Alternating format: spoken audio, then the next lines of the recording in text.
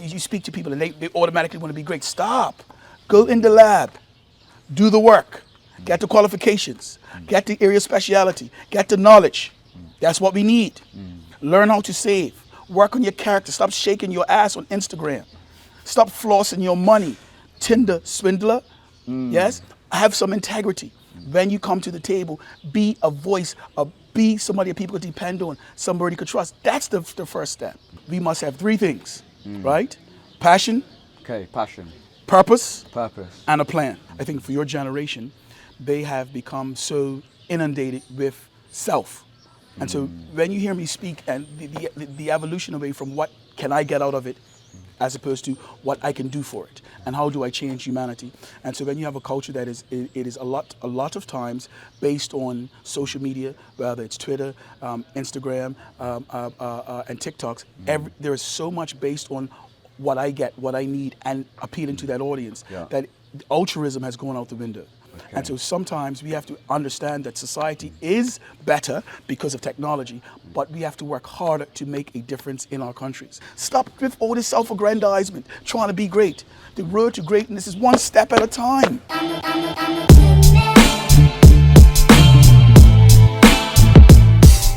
All right, so welcome back to the School of Social Justice. I'm here with Mr. Wayne Caines here in Bermuda under sunny skies on the island. I'm really glad to have you here as a guest to teach our students at the School of Social Justice, Mr. Caines. Thank you for joining us.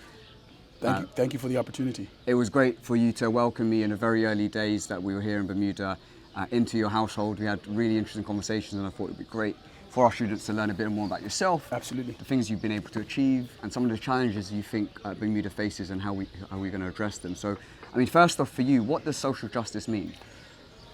It's a voice, being able to stand in the gap for those who can't stand for themselves, to see wrong and call it out, to stand for the right to the heavens fall.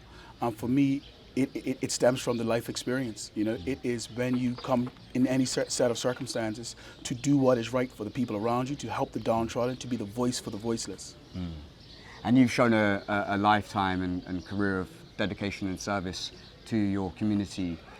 For you in your political career, you know, what were some of the challenges that you faced in terms of social justice and trying to address those? I think in order for my journey to make sense, you have to understand where I've come from. Okay. I came from a Jamaican mom who came to Bermuda in 1965 with nothing, and a father who was born in Bermuda, was educated in New York City, but came back to Bermuda in a time of apartheid. In a time where a black man who had a degree couldn't find a job. And so I grew up in a house we lived in a very poor neighborhood in Bermuda. And so we saw everybody around in a country that had much and we had very little. Yeah. And so from a very young age, I saw what hunger was like. I saw what injustice was like. In Bermuda, they had a law that in order to keep black people from being able to vote, they would send you, and there was a land qualification. So they would sell houses to black people, but you could not have any land. And so you have a house, and there was no land around it. And the reason why that took place was so you couldn't vote, because you could only vote if you owned land. And so can you imagine growing up in a neighborhood where everybody around you, in Bermuda there's no garden, where there's no place to play? Right outside where we lived, there was a dump where everybody threw their trash and the refuge. Growing up in that environment, our football pitch was at Pembroke Dump. It's called the Desert, right? Pembroke Dump? Pembroke Dump, right? Okay. That's where our football pitch was. But here's the story. That's where Sean Goater came out of. Okay. For Man City, the player for Man City. That's where he grew up, and that's where he played. And so, growing up in a country where you saw opulence, where you look at these houses, where you see the white roofs, I didn't grow up in that side, and so this is a very different part of absolutely. The place, and so, my fight for justice came from a framework of injustice, and so growing up in a community where a very beautiful place. However, I knew that from where I was born, that there was an opportunity for me to make some changes. Amazing. I mean, you talk and comment about the place we're sat down now, which is a very pretty place, beautiful place. Bermuda is a beautiful country. What are the things that we don't see when we're in places like this hotel? I mean, tell Tell us a bit of stories of some of the things that are happening. Which Bermuda is a gilded society. Okay. And why I say gilded, we have one of the highest standards of living in the world. We have reinsurance companies, insurance company. It's a financial center. And so when it's not common where you're meeting 23-year-olds that are making $150,000 a year, wow. $250,000 their first job out of university. And so when I talk to young people that are in their 30s, they're at $250,000 a year at 26 and 27. So the money that a lot of young people are making in Bermuda is obscene. Yeah. But the other side of that are the people that are working in the hotel industry. There are people that are unemployed. There are people that are not employable. There are people that are everyday men and women that are not in the business sector that are struggling in Bermuda. And so what happens is that we all know that education is the key, opportunities is the key. And so if people are not taking advantage of that, that's where the difficulties are. There's a concept I like. It's called multi-generational non-addressed trauma. Multi-generational non-addressed trauma. Okay, what's that? It's a very basic premise. Yeah. So in the 70s, you had people that were getting caught up in heroin. Okay. They didn't heal. They didn't get help. Then they went in the 80s to the crack epidemic. That same family, the uncle, he goes into the crack epidemic. Then you have people that got caught up in the AIDS crisis. And then in this new 2015, 2020, you see that same family now getting caught up in gang violence. So what happens in our community, direct links of people not having opportunities, falling into antisocial behavior, falling to drug addiction, falling to sexual addiction, falling into alcoholism, not getting the intellectual, the social, the emotional tools. So you have multi-generational non-addressed trauma. And so in the black community, we don't have the traumas addressed. And so the traumas are going down from generation to generation and manifesting themselves in different ways. And so this is something that we look at in Bermuda, and we had to identify that one of the reasons why our young black men were being prone to be more attracted to gang violence is because of what their dad did, what their uncles did, what their grandfather did. And that is something that we see without the healing, without the opportunity to understand through psychological counseling. This is what we're doing, and be able to break the cycles. We see these being perpetuated in Bermuda in different ways. So for me, growing up in the East End of London in Plaistow, I grew up around people who, were drug dealers, who would carry knives, and at one point I was given a knife by one of those guys who were a bit older than me as a teenager. And there was one point when actually a little cousin of mine, a couple of years younger than me, approached me and said, Kuya, Alvin, can I get a knife as well? And I had to just stop and realize the influence that we each have. And so this whole bit about, multi-generational problems, how do we stop that? How do we stop something like that? That's actually the question. I think there is a level of responsibility that we have as leaders. Okay. I think the oftentimes, so I was educated in the UK, went to undergraduate in the States, but I lived in Hackney. Okay. I lived right off of Mare Street in Hackney. Right, neighbours, yeah. Yeah, so I lived in a community. Nobody didn't know that I was from Bermuda. I lived in a working class black community in London with the Africans, with the Jamaicans. And so when I got on the number 38 bus, right, in Hackney, going to central London, I had to see everything that a young person watching this sees, where you're on the tube or you're on the bus and you're wondering, where do you fit in? You're struggling to make money. You're struggling to find your identity. Everybody around you has these accoutrements of success, and you are struggling to make your life matter. And that's where it comes, where if you don't have a connection to I matter, I am important, these are the things that I can do to change the world. We must have three things, right? Passion. Okay, passion. Purpose. Purpose. And a plan. A plan. So whenever I speak and I talk to three people, this is what we need individually, right? You have to have a passion. So if I talk to a young person. If I'm talking, I say, listen, you have a passion. What is a passion? That thing that makes you get up in the morning. That thing that you are excited about, whether it's football, whether it's music, whether it's finance, whether it's business, whether it's construction, whether it's plumbing. What is your passion? And so if you find out what your passion is, you can say, this is why I am on the earth. This is what I'm on. Yeah. Right? When you find your passion, it leads to your purpose. Your purpose is, what am I called to do? Your passion, that thing that burns you in your belly, leads to your purpose. What's the purpose? What am I called to do? So a lot of people have a great football skill and is wicked in football, right? He plays. You see my skills. Yes, absolutely, right? So you play good. You play good in football, and you think it's about football. No, it's about how do you use the sport your influence, the money that you make to change the lives, firstly of your family, then of your friends, then your community. So many times you see guys in hip hop, they play football, and after 5 years, money's gone, influence is gone. Yeah. So you have to find out what is your passion, what are you called to do, what is your passion, what burns you on the inside, then is your purpose. What am I called to do? The last part is the execution phase. Okay. I need a plan to make it happen. So you find, especially with brothers, right? We have guys that have good lyrics, right? Guys got good intentions, but he knows his passion, right? He knows his purpose, but guess what? He don't have a plan. He doesn't have the connections in the community. He don't have the links at the bank. Yes? So there's his passion, there's his purpose, and without a plan, he's just a guy with a silk tongue. He doesn't know to execute the agenda. And so we have to oftentimes find the passionate, find the people with the purpose, and help them execute the plan. I believe that we have a circle and a sphere of influence. And in your sphere of influence, whether your boys, your girls, people that you hang out with, you have to give each other, everybody in the circle has to have a purpose. So if one guy's in the purpose, he might be the barber amongst the group. One guy, he might be the fashion guy in the group. This is the guy that's going to teach us how to save and do our money. If you have a group of friends, everybody must come to the table. The Jamaicans say, knife and fork, you must have dumplings. Okay. In other words, you just can't come to the table like this. For sure. Yeah, bring your knife and fork. That's your being prepared. Sure. And let's all eat together. And so to go back to your point, I think there is individual responsibility. Individual responsibility is getting tooled up for the opportunity. There's collective responsibility. How will we change the world together? The next piece is societal or political or social accountability. So first, you take accountability for yourself. Right? Listen, Wayne, what I'm going to do is, what do I have to do?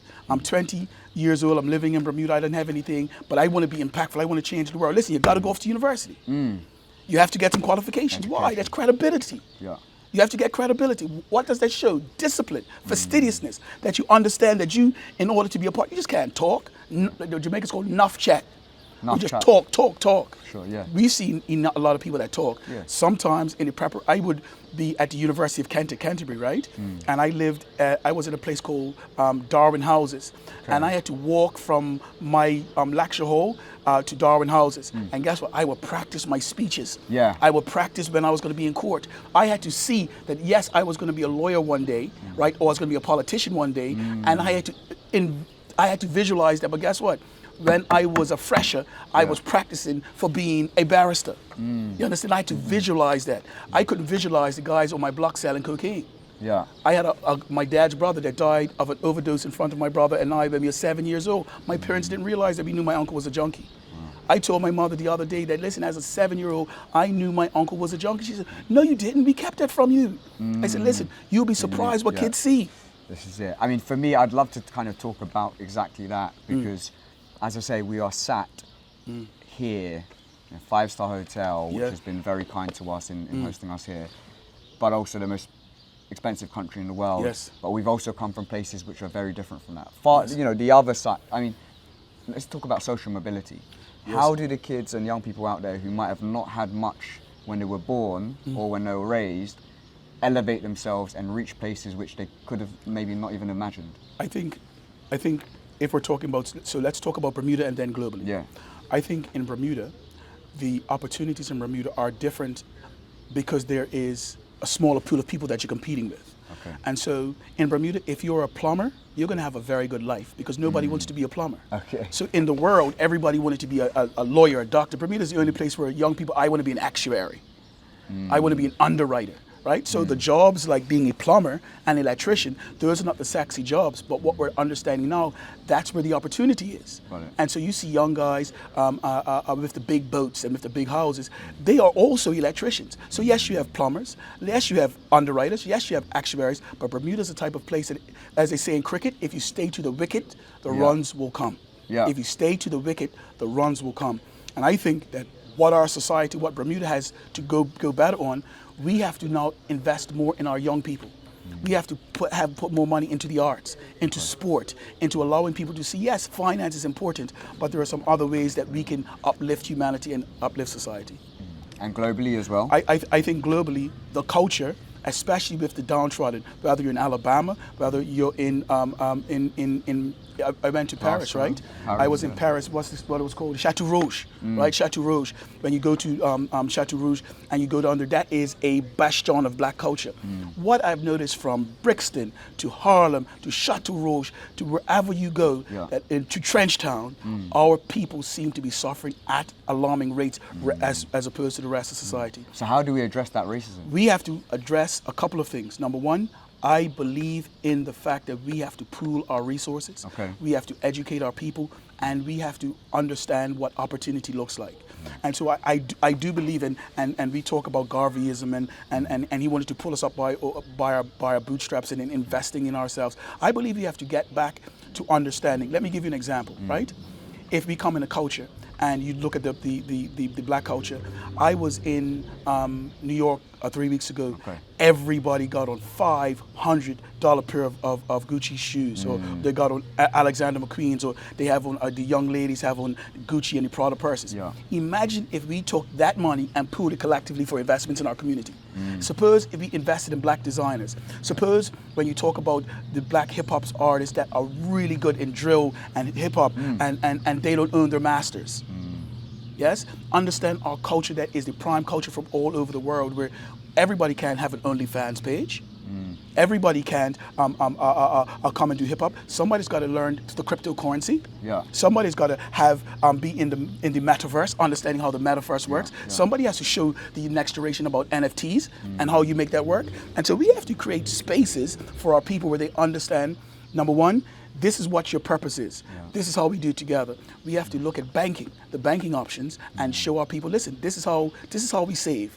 This is how we get out. This is how we get out of it. The next part of it is more generic. We have to hold our politicians accountable.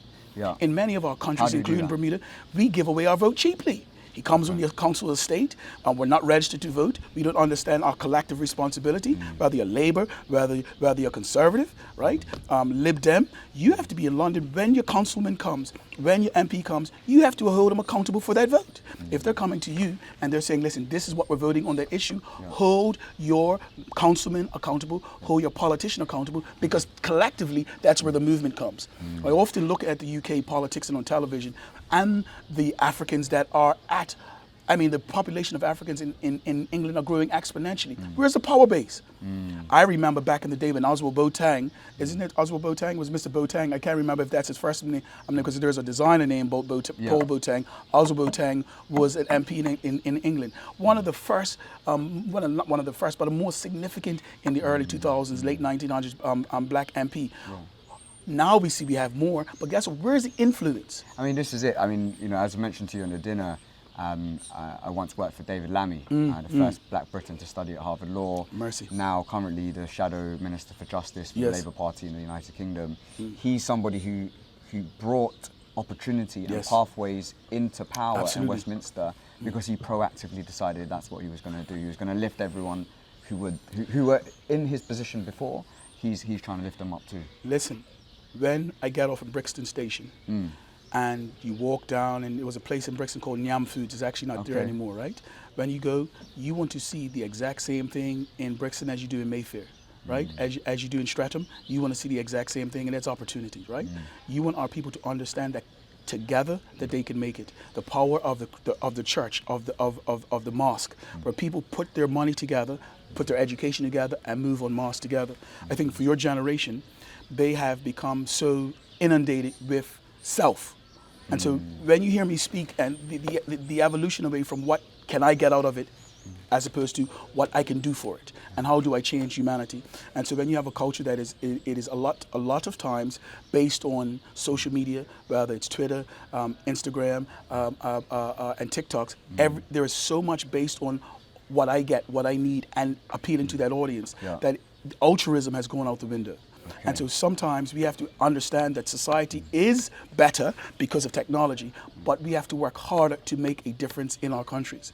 And so I think everyone has a bailiwick. Everyone has a sphere of influence. Yeah. We have to clearly define what is your sphere of influence. And so you only could do so much. Yeah. And your influence could go so far. But when you close your eyes at night, you have to ask the Father, have I done enough to change the patch where I am? And so sometimes you might just help one person for their day, and that's what you've done for the day. Sometimes if you're a billionaire and you donate $10,000 to a cause, you haven't made an impact. Yeah. But if you have $100,000 and you give $10,000, you've given of yourself, right? And so we have to, the accountability pieces, I think the collective economic pieces, right? And looking at opportunities. I mean, just on that, with philanthropists and people who are wealthy, and many of those people are based here in Bermuda, what role do philanthropists, wealthy folk play in helping address, the kinds of issues which maybe be a light years away from their own experience? To be honest, there is a lot of philanthropy that happens in Bermuda, whether it's feeding programs, whether it's sponsoring different walks, and we have a huge donor community in Bermuda. And I think the international business, I think they pay in their space and they make significant contributions that can never ever be challenged. It's irrefutable. But that's not what I'm talking about. For people who challenge that, what do you say to that? I say that companies are making billions to donate $200,000, $300,000 a year. It is a good start. I'm simply saying I don't like when the lawyer or the reinsurance hides behind what their company's doing. If you're in Bermuda, seconded to Bermuda or working in Bermuda for a year, I don't want you to hide behind your firm. You need to find a young man and big brothers and big sisters and mentor him. You need to go to the nursing home and roll up your sleeves and help in the nursing home. So we're not talking about your company. That is, every company has a sustainable policy, a philanthropic policy. I'm talking about how do we collectively change the world. Your DNA has to be left on this country, not the company leaving its DNA on the country. And so when I look at what young people want more than anything authentic experiences. They want to be able to look at somebody and say, listen, this is what he does to change the world. He did it, therefore I can do it. I believe there is a natural level of inspiration. You have your families from the Philippines. So when you go back to the Philippines, whether it's Cebu or whether it's Manila, and you see people and you tell them the story, instantaneously you have a connection with the people of your country because they say, oh my goodness, that is me. That is me. He did it, I can do it. But we all come from different places around the world. If we backtracked, stayed in connection stayed connected to our communities and then help those communities, there are a lot of people that are disconnected from their roots. The more you connect with your roots, it's altruism, you feel strong, you feel good, but you inspire the next generation. They get to see what is attainable. I'm not talking about a utopia where everything is going to be perfect in the world. I'm talking about collective responsibility. I'm talking about young people making a difference. And so I'm not trying to inspire everybody. It's one person that's watching this I want to inspire. Somebody that's giving 50% in school. They have to give 100% because your community is dependent on you.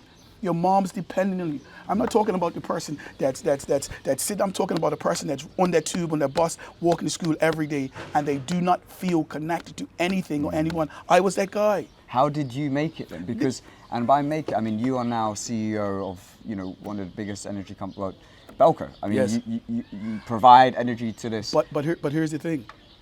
I remember having to sitting. I remember sitting in London, not knowing what I was going to do next. I mean, what was that like? I mean, that's what I was going to say. What was the journey and how? Very practically speaking. So like, listen, what did you do? if I can be 100% transparent, I struggled in school academically. Okay. I was not a good student. I struggled to find my place in school. I didn't get a 2-1 in uni. I didn't do well. My wife was a barrister. I was looking at her grades, 2 1s, a 1s, a first. That wasn't me. I have dyslexia. Okay. Right. Okay. So here, check this out. I'm a poor boy from Bermuda. Yeah. Right. Family taking out loans. Don't have any money. In school, financially struggling, academically not making it, and not fitting into a culture. Yes? So everything that could possibly go wrong was going wrong. Yeah. So I'm here doubting myself. I come back to Bermuda. I qualify as a lawyer. I can't find a job as a lawyer. You were 21, 22. Something I'm like 23 now. 23, yeah. I am working in a rest home as an orderly. Now, where? In a rest home, like with old people, right? Oh, yeah. Yeah, in an old age home. And I'm washing people down. And I'm saying to myself, let me get this straight. Everything you told me to do, my boy's in selling drugs. This person's doing this. I followed all your rules. I've gone to university. I'm $130,000 in debt. Yes, and I cannot find a job. I'm a qualified barrister, and I am working in a nurse home as an orderly, cleaning up people's tails, emptying bedpans. Yeah. I was frustrated. I was can imagine, angry. yeah, yeah. Yes, I'm looking at this saying, look at my boy, he's slinging drugs. That should have been me. I could have made, everybody's traveling. Yes, I did not leave Bermuda for 5 years. 22 square miles for 5 years. Yeah. Yes, it's trying to save up money, trying to make it. And one man saw me. I was in a restaurant, mercy. I was in a restaurant. And a man saw me. And he said, hey, aren't you a lawyer? His name was Kamisi Tukumbo. And he saw me. And he said, listen, I heard that you were a lawyer, man. You're working here. This guy said, listen, come to see me on Monday. And I went to see him on Monday, and I started the next day as a Crown Counsel in the Department of Public Prosecutions. Wow. So no matter what I did, no matter what I did, somebody had to take a chance on me. My preparation did not go in vain. I wanted everything. When I wanted, it didn't come. It didn't come. But there was the moment where it did. Yes. Yeah. And guess what? At 30 years old, I was the CEO of Digicel. Digicel is the largest telecommunications provider in the Caribbean. 23 million customers. At 30 years old, I was appointed the CEO of Digicel. Yes? Unreal. That ain't got nothing to do with me. I'm a Christian man, so I believe the Father gave me the opportunity. But what's my responsibility? My responsibility is not to say, oh, I am great. My responsibility was to come back to my country to make sure that I change the lives of the people in my country. Yes? I'm a flawed man. Yeah. So sometimes when guys As come, we all are. yes, you come and guys, oh, listen, I'm not Mr. Perfect. Yeah. My mistakes are very well documented. The reality of it is that in spite of this, in spite of the mistakes that I made, I have to make a difference in this country. I have to make a difference in the life of my people. No matter where I go, the first thing I want to do is how do I change somebody's life? And so no matter who you are or where you are, I have to see, I was the Minister for National Security in Bermuda for 3 years. We had the highest gang violence rate. We were seeing 15 and 16 murders on 22 square miles. We had to change it. We had to establish relationships. We had to do things in the community. We had to meet the young men at their needs. We had to put together programs. The team that we created was able to go to work in Bermuda. The year after 2 years after I became the minister, we didn't have one murder in the country for the whole year. That's not happenstance. That's knowing your people. That's understanding your people, giving them opportunities, giving them hope. Yes, giving them hope.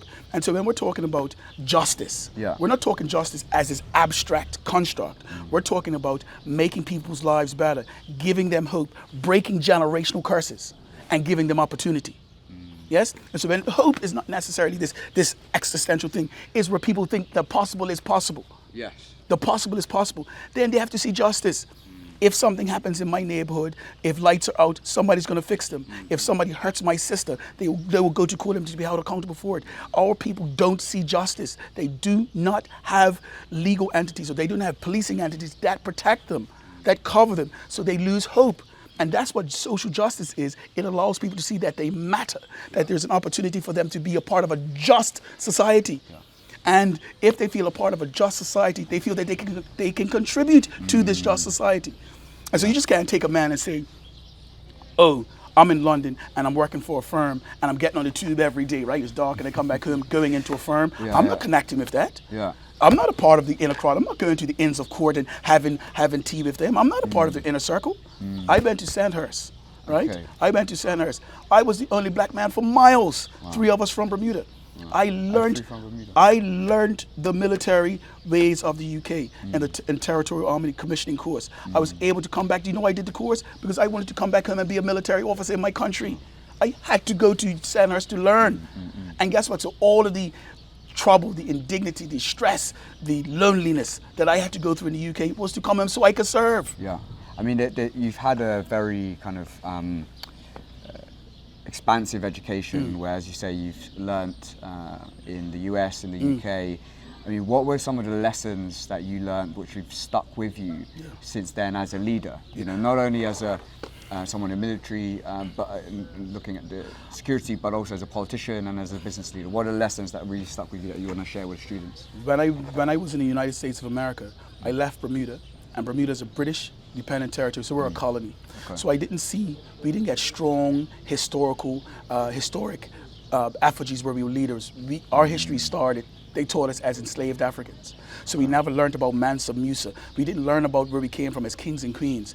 When I went to the United States of America for school, I learned in the United States about the importance of who I am. I went to a historically black university, and so I saw professors who looked like me, who taught me, I got to see effigies of success in black leadership. And that was something that was important for me, because if you only see yourself, the history that's taught you as a slave, when the continent of Africa is rich, replete with history, with kings and queens.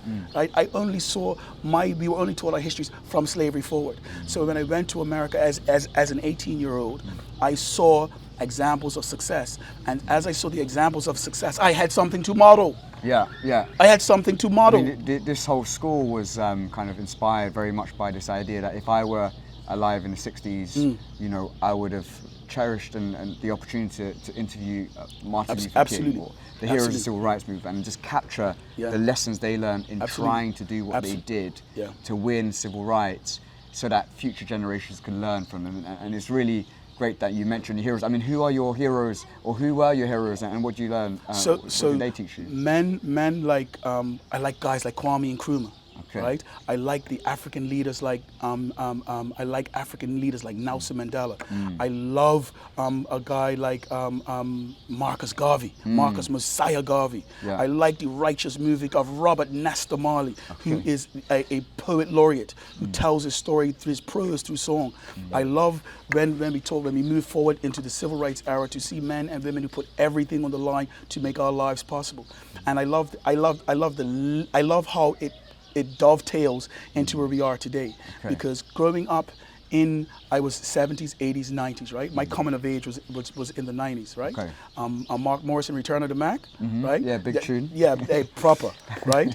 And so when you talk about the coming of age, we have things that motivated us. And when Nelson Mandela was getting out of jail, right? That was a seminal point. I was in school in the UK when Nelson Mandela got out, when he came out of prison. Long walk to freedom. Yes, and so you have key parts in your life. But for me, the lessons that I've learned, man, came from my family. My mother. So, you know, people look to, hey, listen, I got from my parents. My mother was a hard-working woman. She taught me to stand up for the right. Do not bow, do not buckle. If you see somebody on the floor, stop and pick them up. You treat the doorman the same way as you do as the CEO. The lessons I learned from my father is you take care of your family. You come home every night. You love your wife. My uncles, my family have been the guiding forces. My faith, my mother was like, listen, don't matter how hard you climb, you put your faith in God. Don't get too bright. Don't get too rich where you think that is all about you. And so the epicenter, the core of who I am, I wish I can give it to Martin Luther. I wish I can give it to Zwingli. I wish I can give it to, my core came from my family. It came from my mama. I've been married for 25 years. Wow. I got married to my wife in London. We were both students, and we were both students at the University of Kent. My wife was in London at the time, and I said, listen, hey, you want to get married?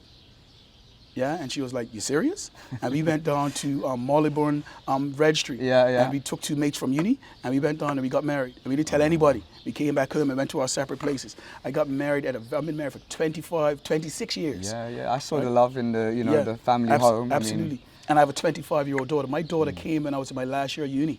Wow. Yeah, living in the UK. That's what I'm telling my experience. Imagine going off to university and coming back home with a kid and a wife. And no way to support either. How the hell did you do that? Because one of the things that people think about of social justice, that is not about me and there's something outside. I mean, this also happens in our work within our families and our communities very directly. I mean, I depended on my family. I depended on my friends.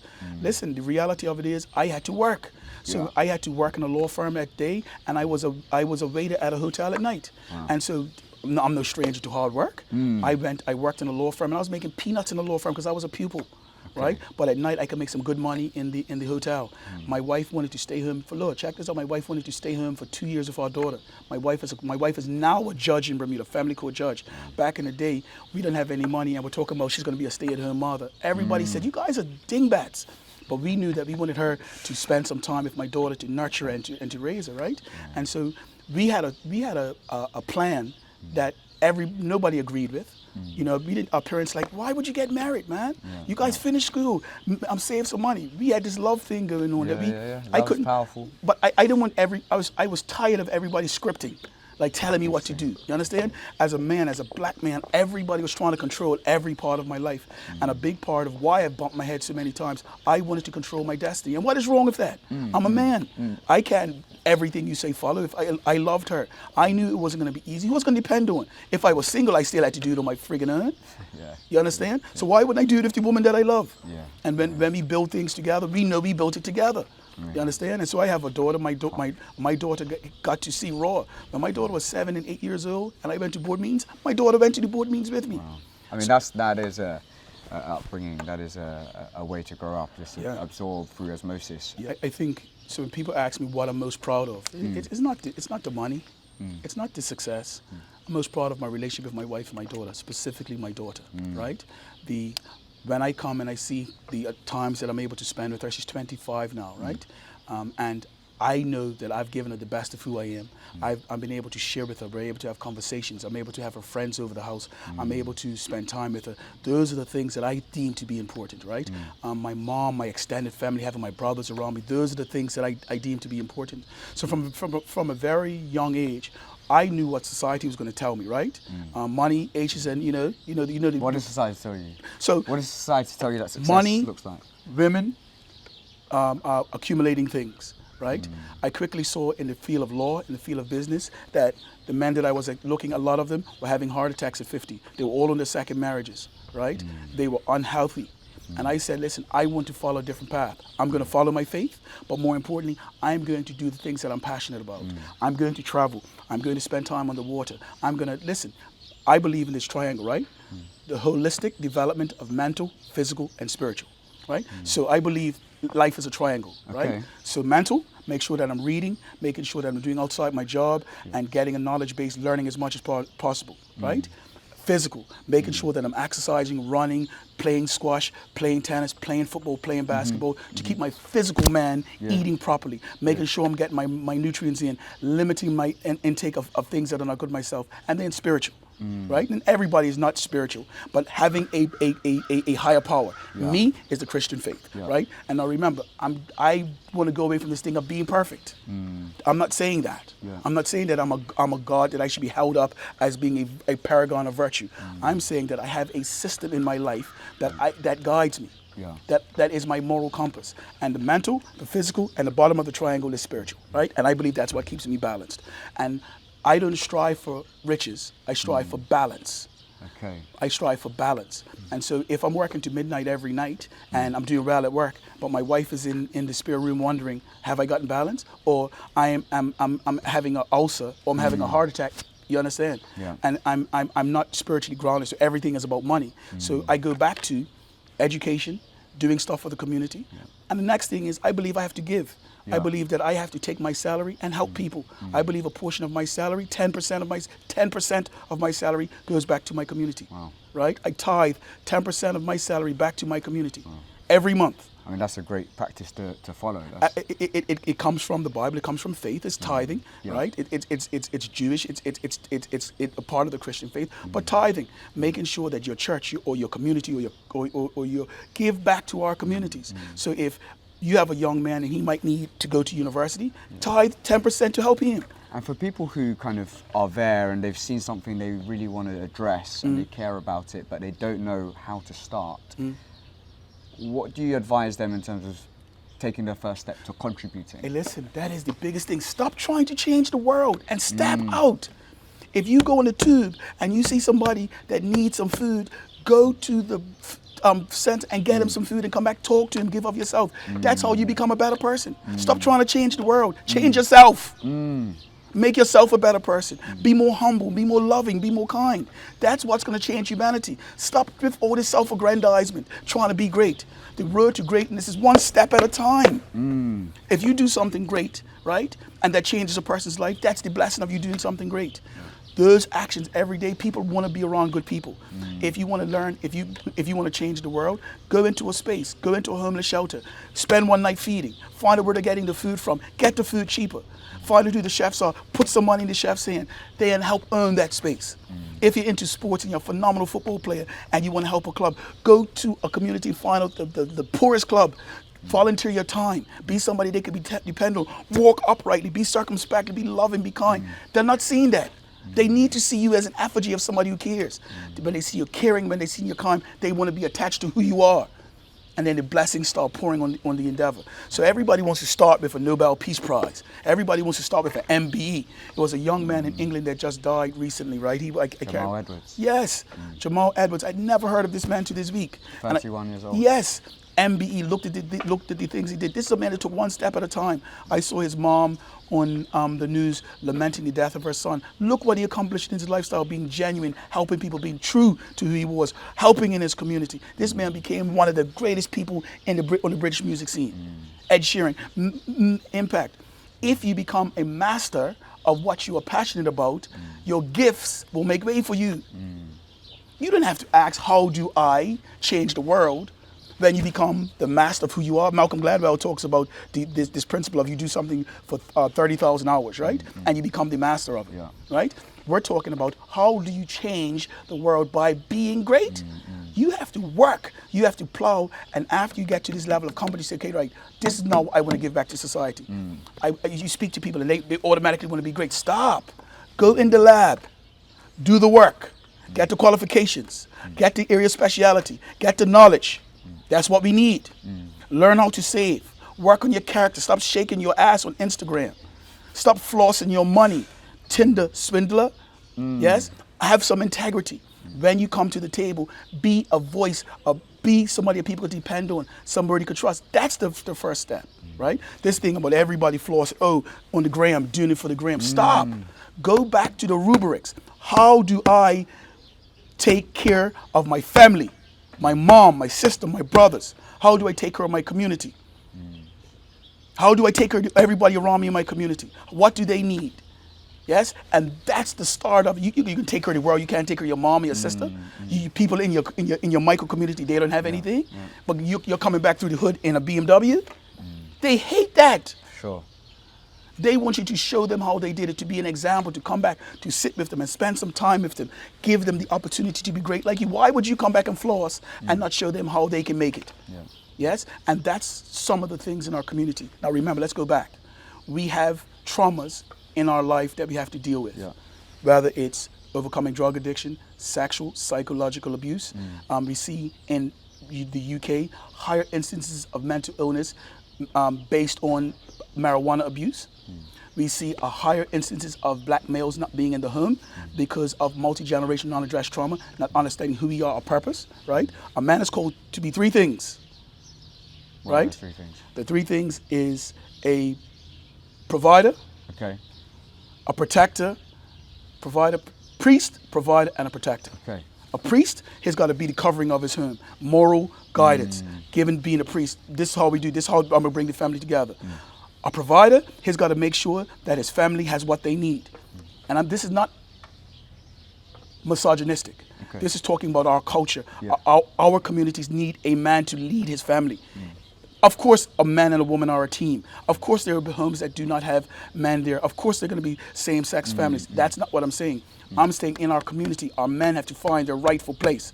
A priest, a provider, make sure that you take care of your part of the rent. Make sure that you take care of your part of the mortgage. Make sure you're helping with the groceries. Make sure you're giving financial advice. Make sure when your kids want to go ballet, football, when they want to do certain things, that you have the money put aside, that you and your partner are sitting around the table, and that it's not just your missus that's doing all the saving and you're gallivanting, buying pokes of weed with your money, or you're spending all your money going out to the club and buying Gucci sneakers. Yes? Provide for your family. Take care of your mother. Take care of your nana. And a protector.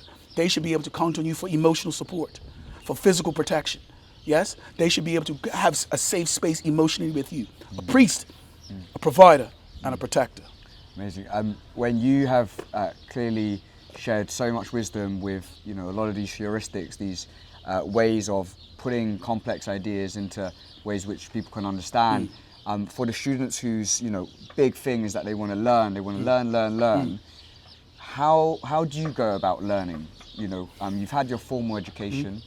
What is your process of getting to know something that you might not have known and acquiring knowledge and skills? I think that is a very good question. I am a student of history, and I have eager desire to continue learning. So whether that's Time Magazine, Newsweek, I'm watching all the news programs, traveling. So every year I go to somewhere that I haven't been before. I've been to Russia, all through Africa, all through Latin America. Traveling, the more I travel, the more I learn.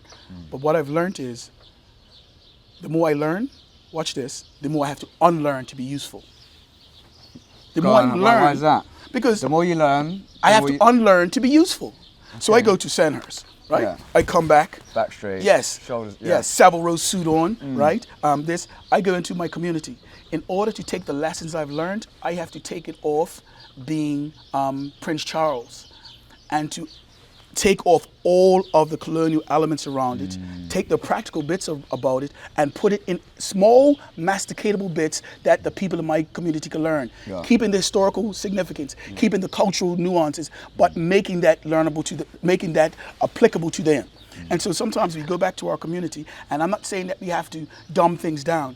I'm saying for things to be culturally relevant, if I want the people in my community to understand, I have to be able to take things that they are not akin to. I remember the first time I had sushi. Okay.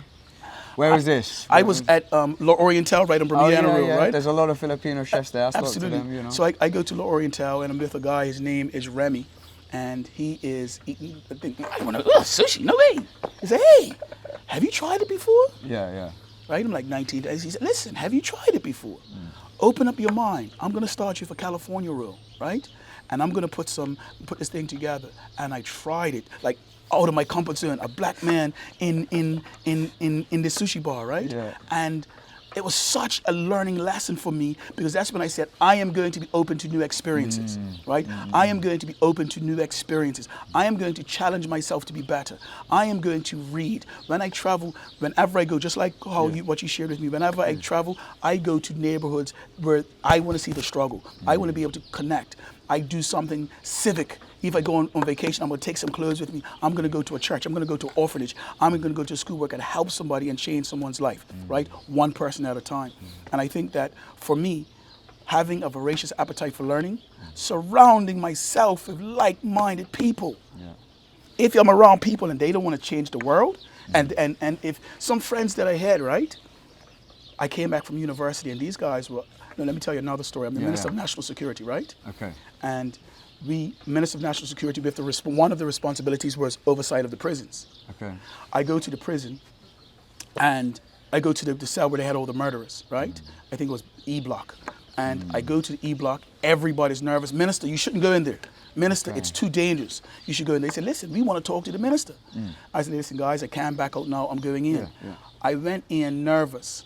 I can imagine. Terrified. When I got in, cousins, old neighborhood friends, guys that I went to school with. I was more at home there than I am at a cocktail party. I went inside, first time in a prison.